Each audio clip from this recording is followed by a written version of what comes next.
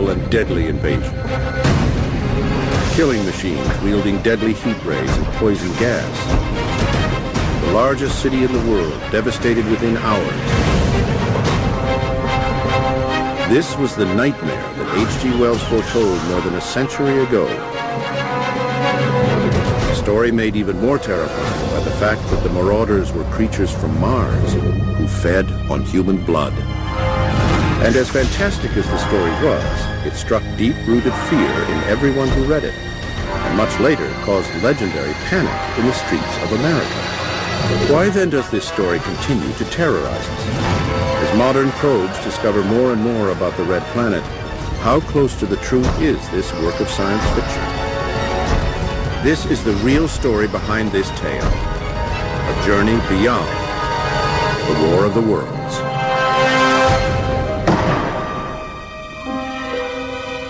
How can I describe it? A monstrous tripod, striding over the pine trees, smashing them aside. A walking engine of glittering metal, articulate ropes of steel writhing from it, and the clattering tumult of its passage mingling with the riot of thunder.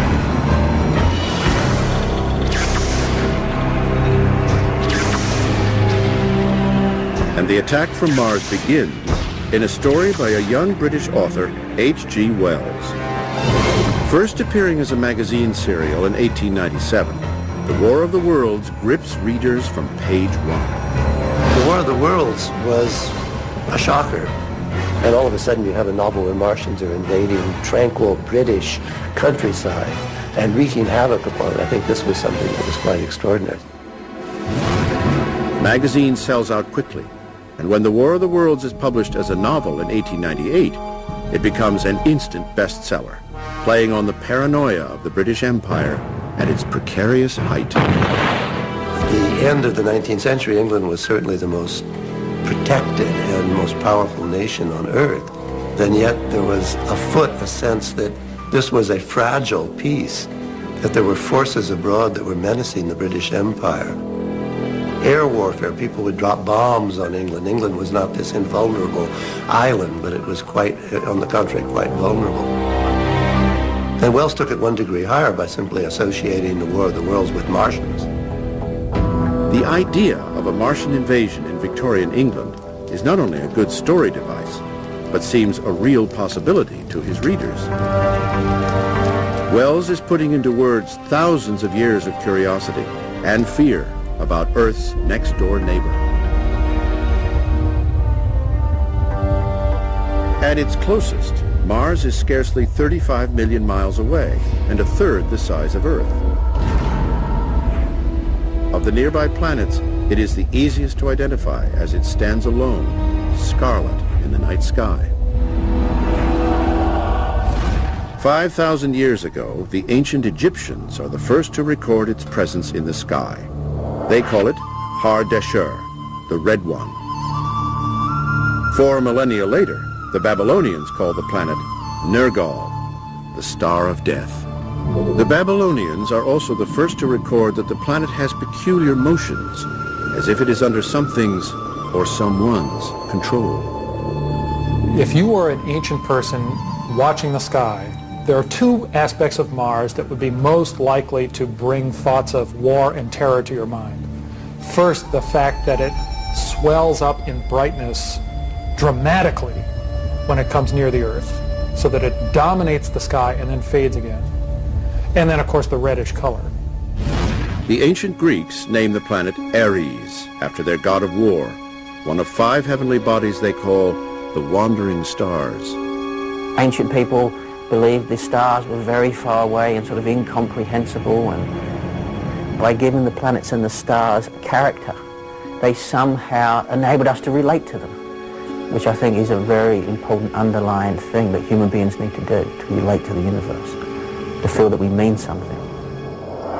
As early as 250 BC, the Greek astronomer Aristarchus of Samos makes the bold claim that Ares is one of several planets, including Earth, that revolve around the sun.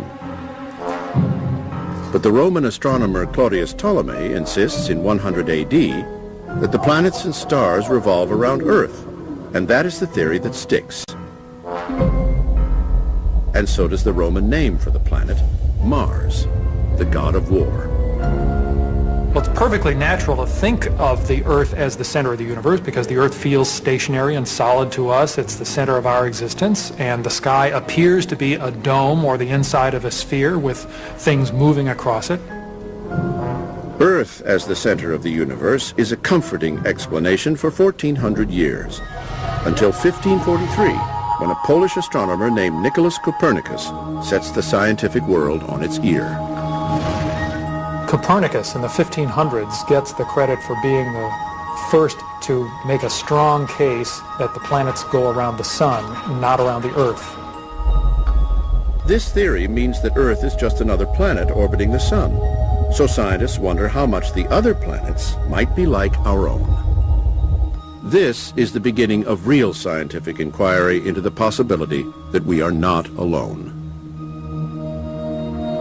In 1609, German astronomer Johannes Kepler explains the strange movement of Mars by proving it has an elliptical orbit, and wonders if this may be the next planet upon which we will find life. He writes, "Who shall dwell in these worlds if they be inhabited? Are we or they lords of the world?" In 1610, Italian astronomer Galileo Galilei is the first to observe Mars through a telescope. In his 1-inch lens, Mars is the size of a pea held 8 feet away, but it is impressive enough to sustain the idea of life on other planets. To the naked eye, without the aid of a telescope, a planet just looks like a bright star. And yet when Galileo looked at the planets through a telescope, he found they were not stars, they were tiny worlds like the Earth. Over the next 3 centuries, telescopes gradually improve, and so does the scientific evidence that Mars could be another Earth. 1877, we had what is called an opposition of Mars. Every 2 years, Mars comes closest to the Earth and is brightest in our sky, and that's generally the best opportunity to observe it. During this close approach of the red planet, Italian astronomer Giovanni Schiaparelli publishes sensational new maps of the surface of Mars. If you look at the drawings of Schiaparelli, they're absolutely beautiful. They're a work of art, as well as being a work of science. But the most interesting thing was his drawings of straight line linear features on the surface, which he saw, and which he wrote in his paper were canali, which again Italian means channels. He entertained the possibility that they could be artificial, but he certainly was open to other interpretations. In 1892, a French scientist, Camille Flammarion, cites more evidence of life on Mars. He discovers what he calls the wave of darkening during the Martian spring, when dark patches on the surface spread from the poles to the equator and then recede at the end of Martian summer. Flammarion theorizes that this darkening may be caused by vegetation changing with the seasons. As the scientific evidence grows more compelling, wild theories about the possibility of intelligent life on Mars capture the public imagination, and the imagination of writers who feature space travel and Mars in a new genre called science fiction. People consider H.G. Wells and Jules Verne to be the 2 fathers of science fiction, and between the 2 of them they created some of the basic ideas that we've all taken so many times, from time machines and invasions, and Jules Verne of course came up with the really cool technology with the submarines and the flying airships. Their collective dreams inspire one of the first motion pictures ever made, Georges Méliès's From the Earth to the Moon. The 1902 film envisions an advanced lunar population of man-sized insects ruling a cold, desolate world. But the most popular works about life on other planets don't come from science fiction.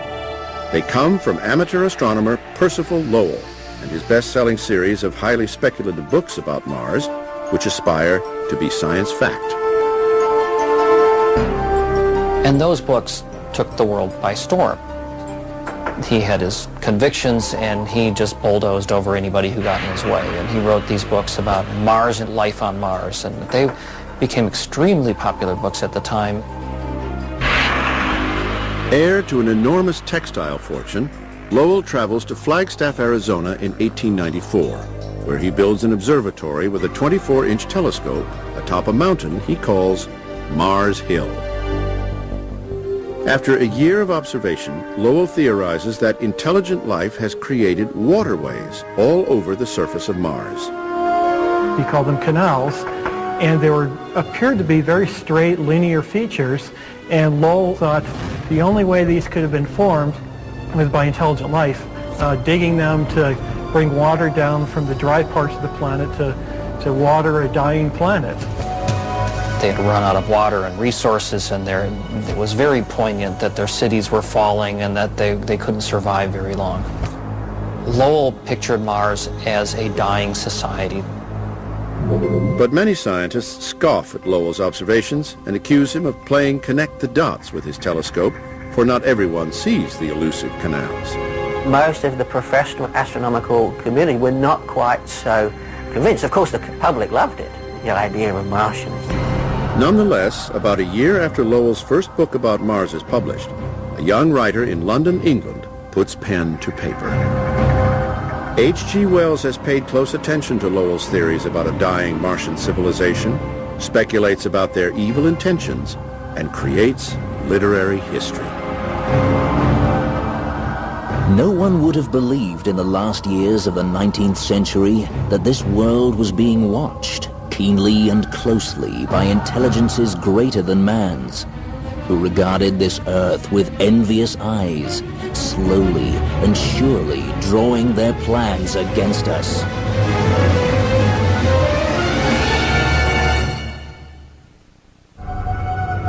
For centuries, astronomers have gathered scientific evidence of life on Mars. Now, in 1897, a hot new science fiction writer offers his own chilling interpretation.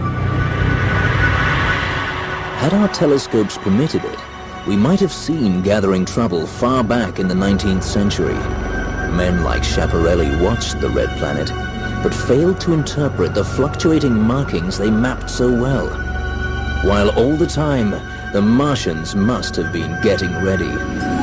Herbert George Wells was born into a lower middle-class family in southern England. Wells had quite an extensive scientific background. He was very interested in human evolution and the evolutionary process. He spent his early career as a somewhat unenthusiastic schoolteacher. Then in 1895, at the age of 29, Wells moves to a sleepy London suburb called Woking and tries his hand at writing.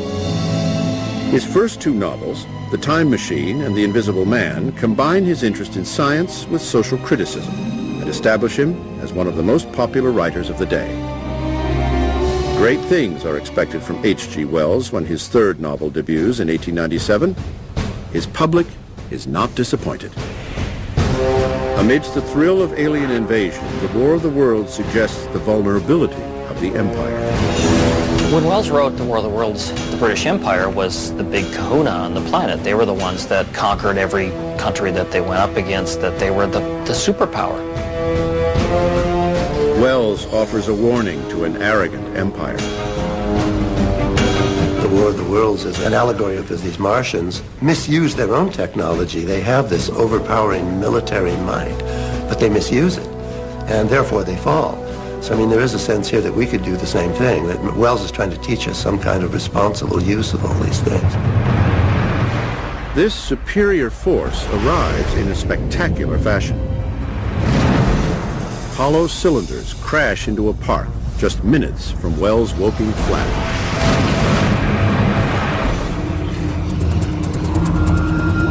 Fascinated readers wonder what the Martians look like.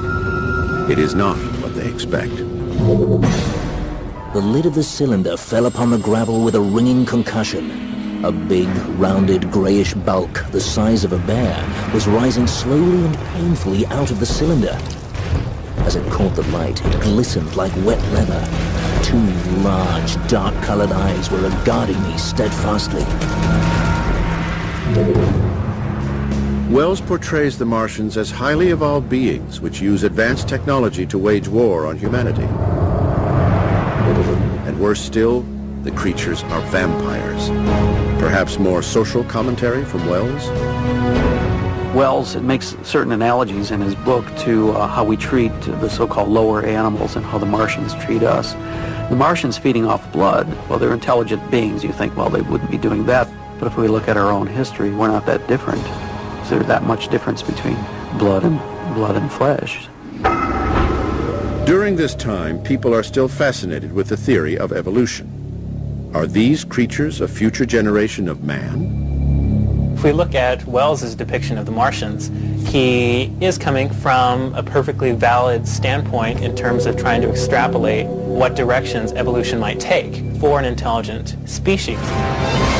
This superior race rides in giant war machines, armed with horrifying weapons that unleash violent fury into the crowd. A thin rod rose up. A ghost beam of light seemed to flicker out from it. It was as if each man was suddenly turned to fire, and by the light of the fire I saw them staggering and falling. The Martian heat ray renders humankind's greatest weapons useless. As the Martians begin advancing toward London, they reveal an even deadlier weapon that neutralizes Britain's army in an instant. Each of the Martians had discharged a huge canister, which smashed on the ground and disengaged a great volume of heavy, inky vapor, coiling and pouring upward in a huge ebony cloud. At the touch of the vapor, the inhaling of its pungent wisps was death to all that breathes. The stark reporting style of the novel adds to the terrible reality of the story. This frightening book is translated into dozens of languages and sells out around the world. Interest in Mars, both fictional and scientific, is increasing. The question that we're trying to answer is, are we alone? Well, suppose the answer is, no, we're not alone, there's other things out there. The next question is, well, is it dangerous? What does it think about us? Obviously, our first concern is our own survival, and so fear is the great motivator. In 1910, even the scientific pioneer Thomas Edison speculates about what Martians might look like.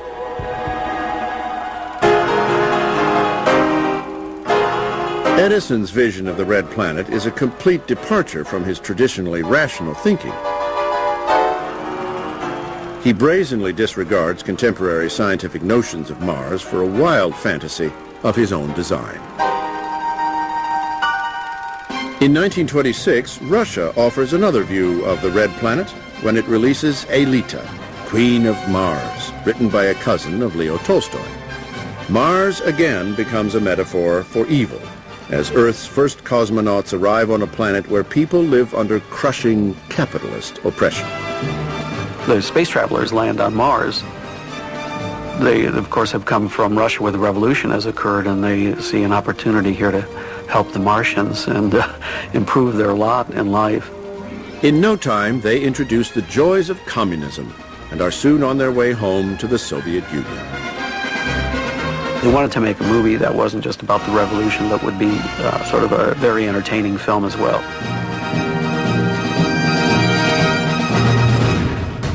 But soon, entertainment turns to horror as Mars prepares to invade the United States.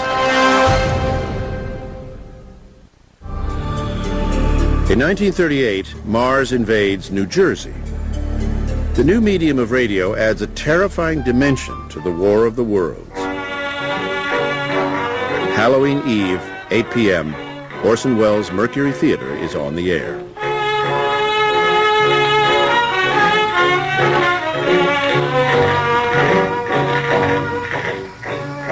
Good evening, ladies and gentlemen. From the Meridian Room in the Park Plaza Hotel in New York City, we bring you the music of Raymond Raquello and his orchestra. With a touch of the Spanish, Raymond Raquello leads off with La Comparsita. Ladies and gentlemen, we interrupt our program of dance music to bring you a special bulletin from the Intercontinental Radio News. At 20 minutes before 8 Central Time, Professor Farrell of the Mount Jennings Observatory, Chicago, Illinois, reports observing several explosions of incandescent gas occurring at regular intervals on the planet Mars. At first, it seems like an ordinary broadcast of an evening concert. But news flashes in the program grow progressively more frightening.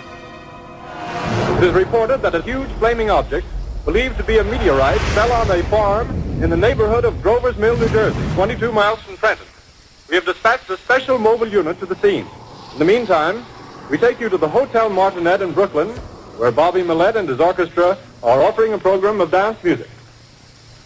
The original story took place in England, and Orson adapted it to present day and actually then put into it places and street names and locations and geographic regions that were in New Jersey, so that as people heard those names, of course, it added to the realism of it all. I started to listen and I hear the music, and then another broadcast that they were hitting some town in New Jersey, and then I had opened my eyes and listened. In 1938, the idea of a fake newscast is unheard of to the listeners at home, who start to become genuinely alarmed. Most have not heard the opening of the show, warning that this is only a drama. As the War of the Worlds program begins on CBS, many Americans are listening to a sketch by Edgar Bergen and Charlie McCarthy on competitor NBC.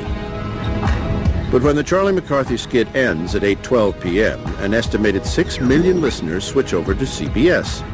And what they hear doesn't sound like a dramatization at all. Ladies and gentlemen, this is Carl Phillips again, out at the Wilmus Farm, Grover's Mill, New Jersey. Professor Pearson and myself made the 11 miles from Princeton in 10 minutes. You didn't hear that first part, the War of the Worlds. You didn't know what was going on. So a lot of people got excited when they heard it because they sounded like real news flashes at the time. What I can see of the object itself doesn't look very much like a meteor. At least not the meteors I've seen. It looks more like a huge cylinder. Has a diameter of, what would you say, Professor Pearson? What's that? What would you say, what's the diameter of this? About 30 yards. About 30 yards. Might be almost... Good heavens. Something wriggling out of the shadow like a gray snake. Now it's another one, and another one, and another one. They look like tentacles to me. Oh, yeah, I can see the thing's body now. It's large. As large as a bear. It glistens like wet leather, but hey, ladies and gentlemen, it's indescribable. I can hardly force myself to keep looking at it. Radio listeners on the East Coast start calling local police and radio stations, but can't get through. The lines are jammed. The broadcast went on. Geez, they're talking about Plainfield and then Newark. That's, my God, they're coming closer. So I ran next door to Bonnie Walker. I said, "Are you listening to this on the, on Orson Welles?" He said, "Yeah, I'm listening. Let's go out and look." So we went out. We're looking all over the streets to see. They were coming into Bayonne, which is right next door to Hoboken, and we don't see anything. The streets are dark and deserted, but that's little comfort to the panicked listeners. And so the fact that, oh my gosh, there aren't any cars on the street, well, that would be a sign to most of us in rational times that it's a quiet night. But for somebody who is inclined to move toward hysteria, no cars on the street means that those people have already been harmed in some way. Wait a minute, something's happening. A humped shape is rising out of the pit. I can make out a small beam of light against a mirror. What's that? There's a jet of flame springing from the mirror and it leaps right at the advancing men. It strikes them head on.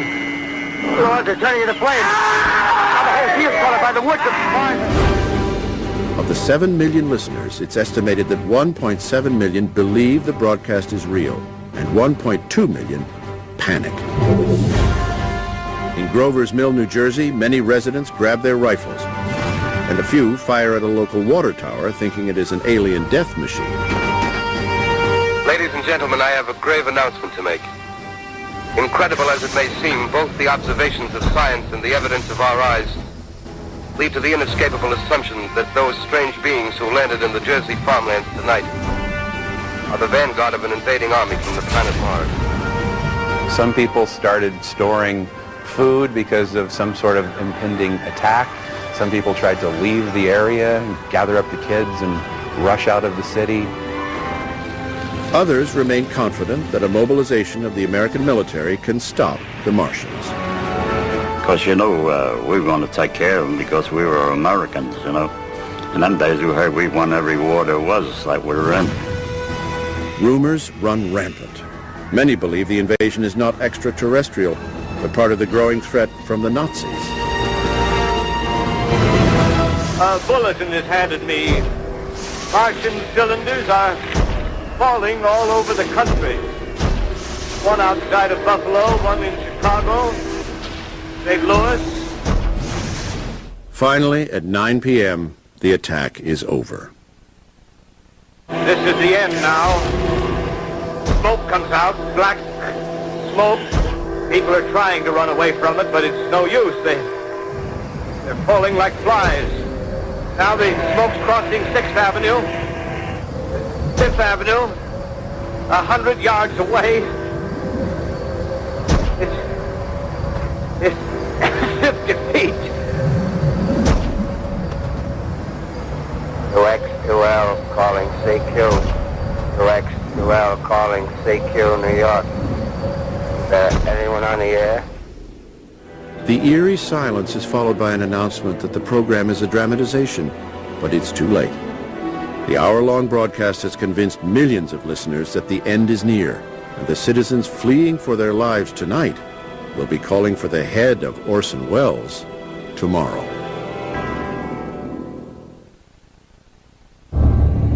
A 1938 radio dramatization of the H.G. Wells classic, The War of the Worlds, has thrown the United States into a panic. When listeners find out they have been duped, there are angry calls for a congressional investigation to prevent future fake news broadcasts. Orson Welles is blamed for the panic. It's identified with Orson because he was the voice and he did direct the show. It was a product of his directorial talent. But it was a fluke. He never expected to get out of hand that way. Do you want me to speak now? I'm sorry. The next day, a contrite Welles addresses the nation. Of course, we are deeply shocked and deeply regretful about the results of last night's broadcast.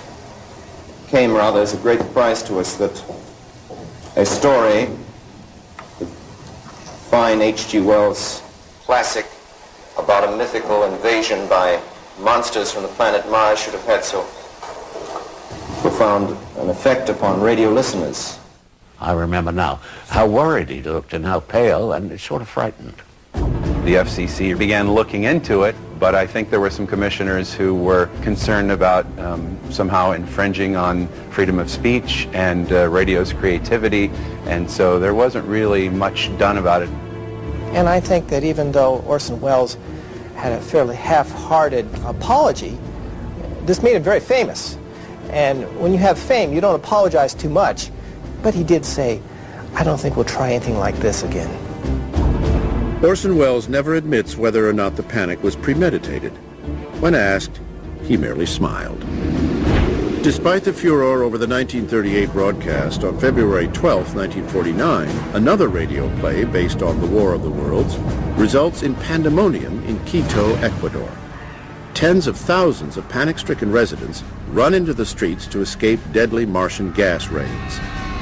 Once the public realized that it was this hoax, they were pretty irate about it and stormed the radio station and actually burned the radio station to the ground. 15 employees of the radio station die in the fire. In July 1947, newspapers report that alien bodies have crashed to Earth in Roswell, New Mexico. This sparks a worldwide mania for all things Martian. Please contact us. We are your friends. Scientists insist the Roswell spacecraft is a government weather balloon. But that doesn't stop a pop culture explosion of books and movies about flying saucers and aliens.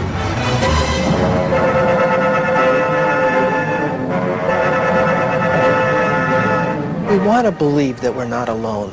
We want to believe that there are other people out there. And so if you tap into that great reservoir, you not only have great entertainment, but you also validate these beliefs that we have.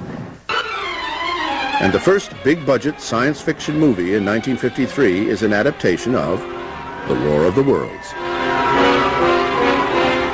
This could be the beginning of the end for the human race. For what men first thought were meteors or the often ridiculed flying saucers are in reality the flaming vanguard of the invasion from Mars. It was the first time they'd taken a really good science fiction story and coupled it with really good special effects. The film is a blockbuster the world over for its Oscar-winning visual effects and groundbreaking spaceship design. Well, those war machines in the War of the Worlds certainly were unique for their time. They took this idea of a craft from another world and surprised everybody with this sort of organic notion.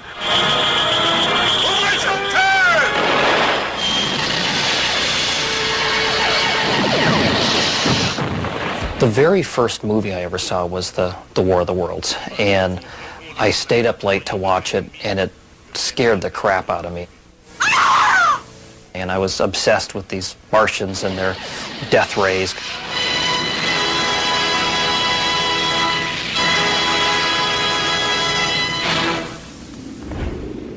For the next decade, pop culture keeps the dream of life on Mars alive, at the same time that scientists are learning more and more about the inhospitable forces at work in the universe.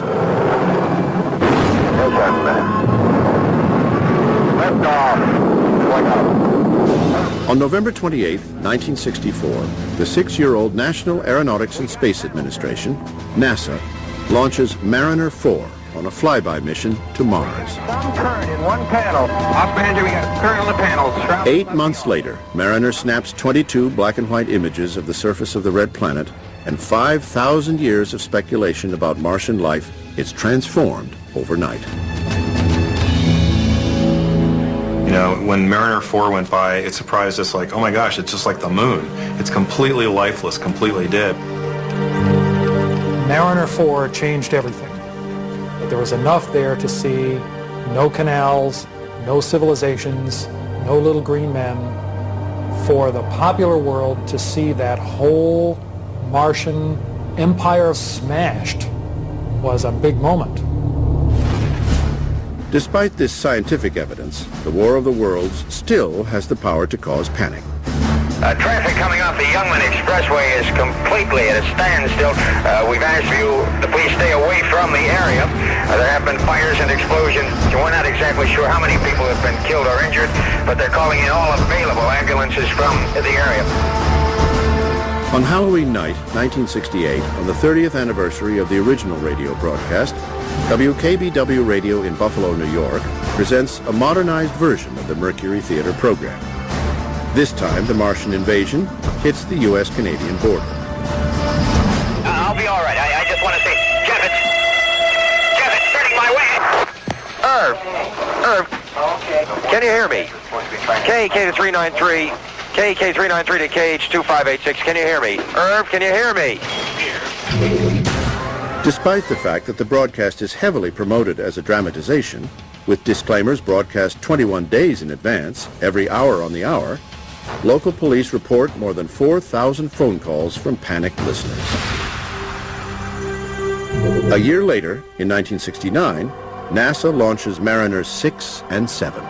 200 more photographs of Mars confirm that the red planet is not a place where Martians might be planning our destruction after all.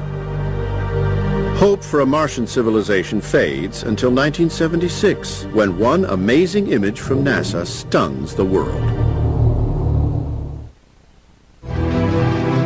The 1970s see an explosion in unmanned exploration of the red planet, and the photos taken from orbit reveal more than just rocks and craters. It is now known simply as the face on Mars, a feature in the Cydonia region of the planet that looks like the result of intentional engineering, and this rekindles the passions of thousands of wishful thinkers. I can understand their passion about this, because were this to be genuine, it would be one of the most fantastic discoveries of all time in science, to find some monolith, some ancient structure on Mars. NASA insists the face is a natural geologic formation, a trick of light and shadow. But many people, eager to believe in Martians, think NASA's involved in a cover-up. Scientists would be the first people to be fascinated if that face on Mars was genuine. The evidence is simply not there. Much later, the Mars Global Surveyor spacecraft flew over this same landscape with cameras that could see at much higher resolution, looked at many different times of day, and it's just a hill. The fact that the face idea can continue to survive is another piece of evidence about this weird hold that Mars has on our imagination. 2 Viking spacecraft launched in 1975 send back thousands of pictures from Martian orbit. And the results are the same as before. Mars is a dry, weather-beaten desert. But there is one more amazing find still to come. Later images reveal deep channels that appear to have been carved by water in the distant past. What we've observed on Earth is wherever we find liquid water on Earth and some sort of energy source, we find life. Then therefore, what we want to look for on Mars is where, a long time ago, there was also liquid water. In the quest for water, the Viking lander does something remarkable. It detaches from the orbiter, and without the aid of any modern computer guidance system, Viking lands on Mars.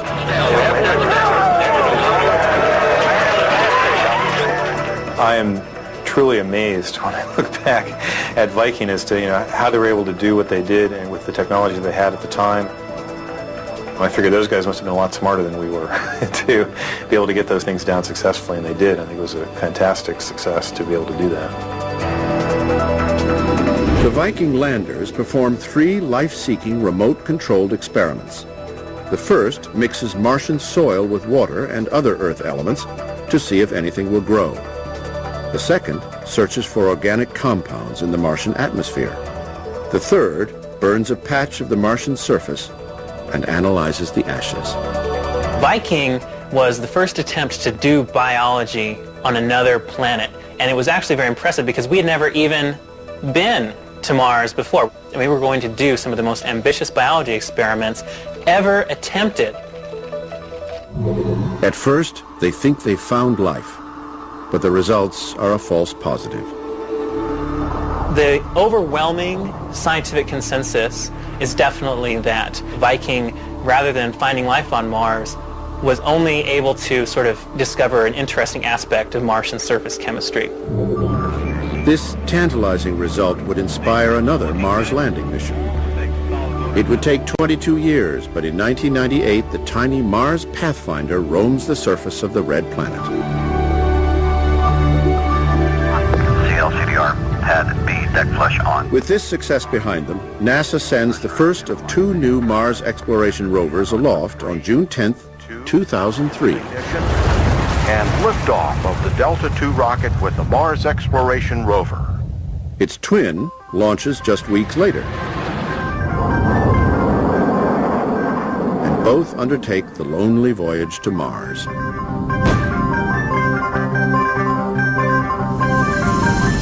Seven months later, on January 3, 2004, the first rover lands on Mars, armed with a new close-up camera and rock grinder, which search for evidence of microscopic life inside the frozen rocks.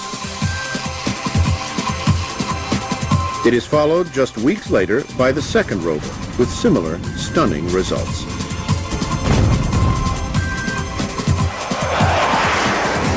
These NASA missions continue the quest for water and ultimately life itself. Upcoming missions may eventually lead to the manned exploration of Mars, but it seems highly unlikely that any of these expeditions will discover the creatures of science fiction. It's funny that Mars, after all the exploration we've done, is still kind of a fantasy planet to a lot of people. We still somehow hope there's Martians there, or we think, gee, maybe they're underground, or maybe their cities are covered in sand or something. We had a culture for so long of thinking about that planet as being a place that had life. We want neighbors in space. And Mars is so darn close, and if only there was life there, it would make our solar system so much more fun, if nothing else. Despite the scientific evidence, this great tale of interplanetary invasion lives on.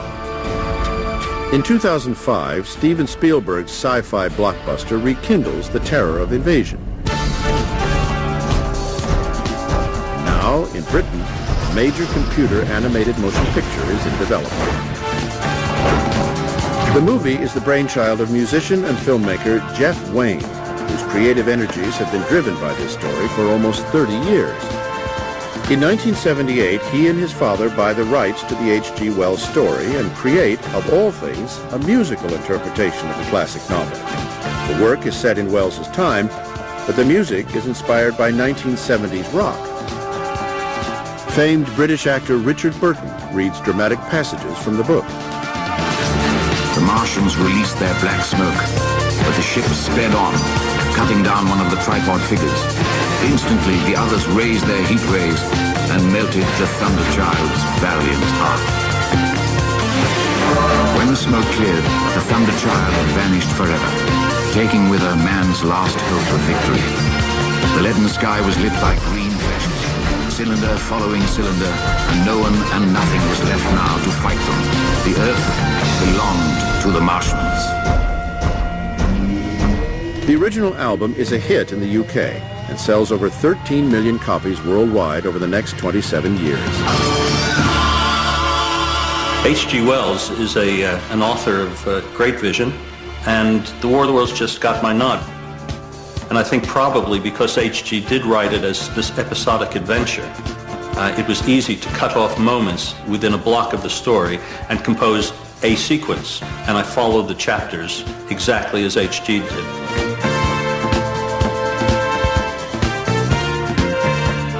I think the appearance of a musical version of War of the Worlds really says a lot about the sort of the viability and the flexibility of this basic story. Jeff Wayne orders paintings for the album, which offer a striking new interpretation of the Martian fighting machines. The paintings were quite extraordinary at that time, and were really kind of a definitive version of the walking tripods. When Jeff Wayne commissioned these paintings, and that was really reminded us of how striking the H.G. Wells concept was. Over the next 2 decades, Wayne's passion for the story inspires video games and an ever-expanding range of merchandise, and now a major animated feature film. Why does the idea of something horrible from Mars continue to strike a chord? Why is it something that you can still make into a popular sensation? Maybe you just put it all together and you've got something that's got a hook in people's minds that just won't let go. For more than a century, H.G. Wells's book has never been out of print, and Mars remains a pivotal character in our thoughts about life from beyond. Maybe we see Mars as our evil twin, that we look at it and see a planet that is in some ways like Earth, but it has never been associated with good things from Earth. The popular imagination about Mars has so often had to do with threat and terror and evil. The power of Mars over our imagination is still there. And as for H.G. Wells's Martians, for all their power, how did man survive?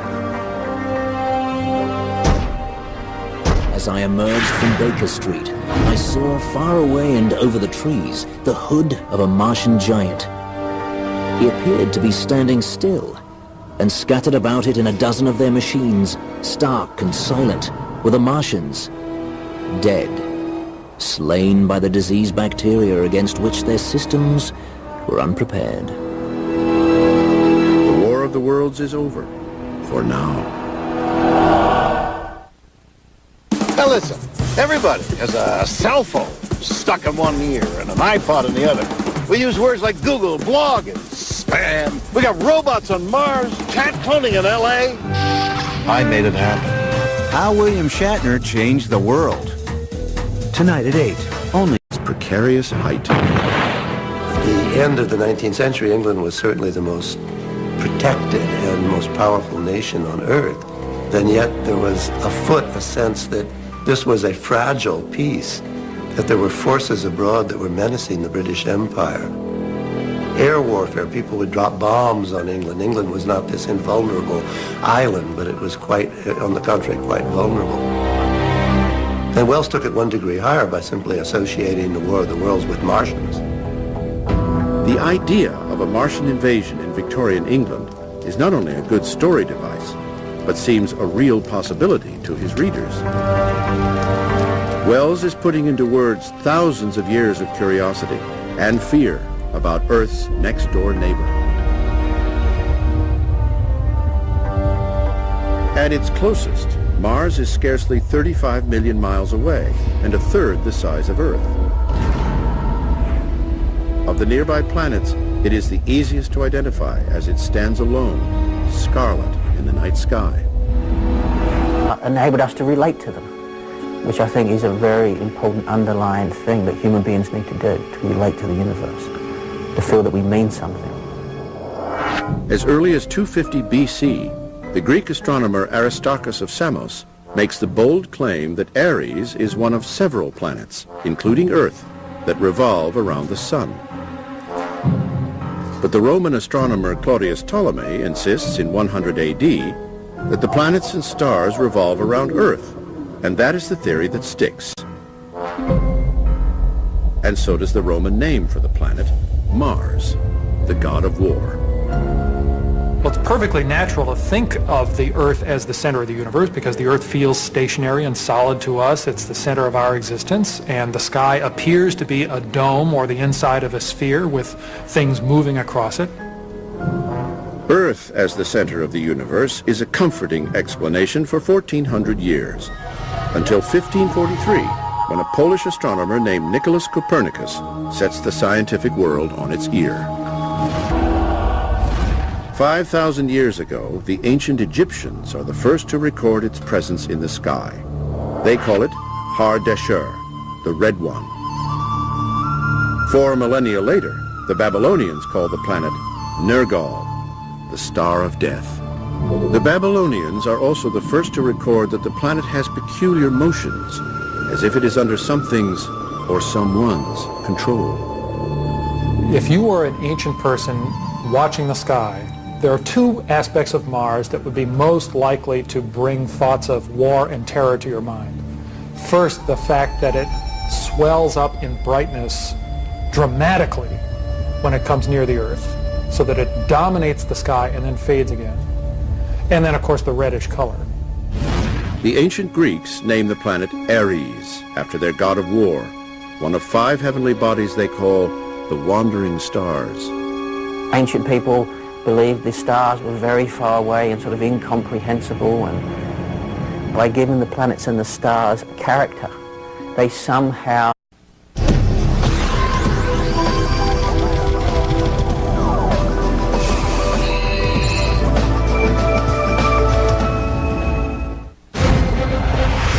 Unstoppable and deadly invasion. Killing machines wielding deadly heat rays and poison gas. The largest city in the world devastated within hours. This was the nightmare that H.G. Wells foretold more than a century ago. A story made even more terrifying by the fact that the marauders were creatures from Mars who fed on human blood. And as fantastic as the story was, it struck deep-rooted fear in everyone who read it, and much later caused legendary panic in the streets of America. Why then does this story continue to terrorize us? As modern probes discover more and more about the Red Planet, how close to the truth is this work of science fiction? This is the real story behind this tale, a journey beyond the War of the Worlds.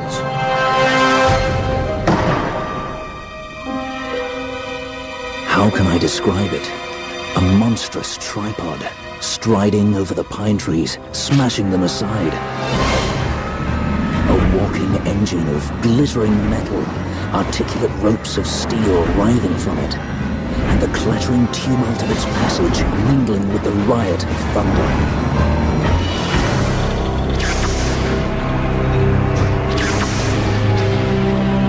And the attack from Mars begins in a story by a young British author, H.G. Wells. First appearing as a magazine serial in 1897, The War of the Worlds grips readers from page one. The War of the Worlds was a shocker.